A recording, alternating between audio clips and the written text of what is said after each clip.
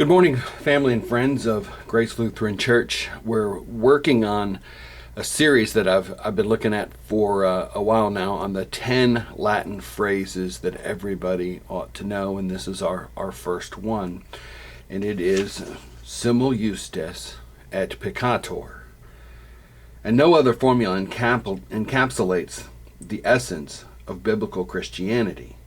Simul, which is the center of the argument, is where we get the English word, you can see there on the left, simultaneously. We are simultaneously Justus, that means righteous or saint in a more poetic translation, and Peccator, sinner, and that's not very poetic at all. We are simultaneously saints and sinners. Now, stay with me here for a minute. I'm not talking about the Bugs Bunny form of dualism with an angel on one shoulder urging you to do one thing and a devil on your shoulder urging you to do something else. That's not Christian theology. It's not Christian at all, because it sets good and evil on equal footing. And it's certainly not simultaneous. It's an either or.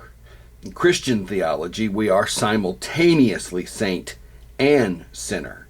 With this sort of dualism, you end up with man as the qualifier, and man becomes the marker of good and evil depending upon his or her choice. Simul Justus et Peccator, mankind is simultaneously justified by grace and grace alone, and at the same time, we remain sinners, always.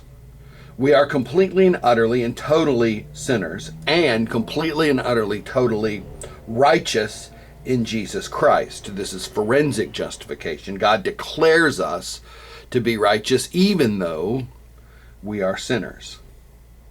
Now, this is not an excuse for lawlessness. This is not an excuse for licentiousness. It is not an excuse for continued sinful misconduct. It does not imply also that Christians cannot improve their conduct. Of course, we can improve our conduct. We can always get better. Our conduct can always improve. But that conduct is not and will not ever be perfect. It cannot be, because we are sinners simultaneously while being also saints. Simul Justus et Peccator, simultaneously saint and sinner. This keeps the Christian from relying upon our own works. It also keeps us from depending upon our own works. It also keeps us from despairing because of our own sin and our own conduct. The heart of the gospel is this double imputation. The sin, my sin, is imputed to Christ, and Christ's righteousness is then imputed to me.